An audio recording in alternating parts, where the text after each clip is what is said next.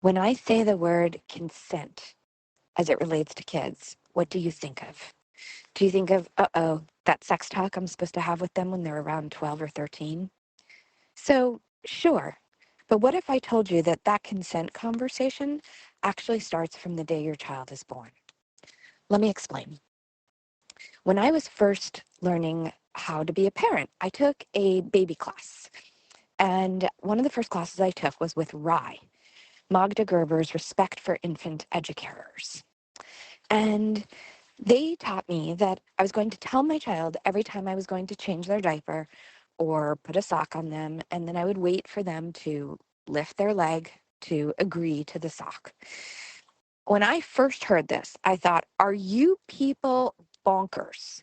Like, that's the craziest, stupidest thing I have ever heard in my life. I'm going to just out myself. That is absolutely what I thought. I was like, oh my gosh, I have got to get out of Los Angeles. And I have come, after all of these years, to now understand that they were absolutely onto something. So let me explain all that I have learned in as quick a way as I can why consent starts on day one. So here's the deal.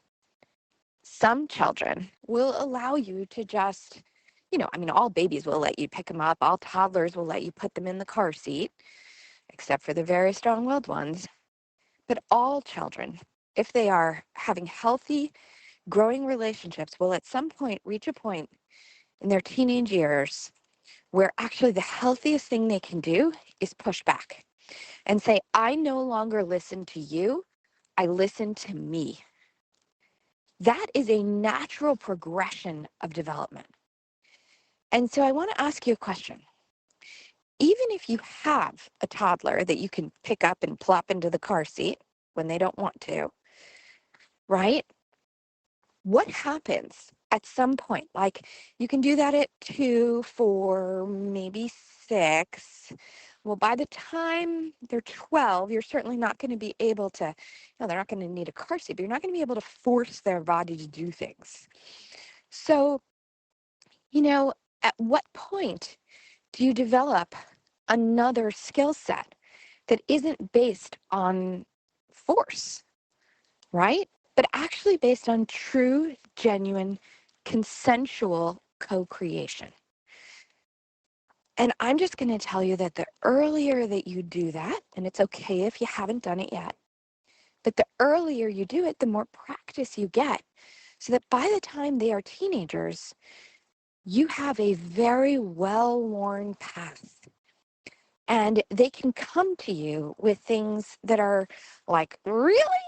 Really? You're thinking about doing that? Okay. All right. Let's, okay. and, and they come to you and they trust you because you don't just pick them up and put them where you want them to go. You actually listen to where they want to go. And that, my friends, is why consent is so important. And it's about so much more than, the consent sexuality talk that we always think that we need to have with our kids, which we need to have that one too.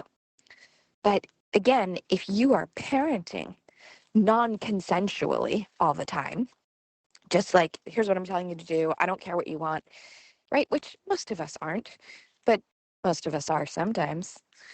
Then the reality is when you tell your child, hey, when you really want something, you still have to ask others for consent.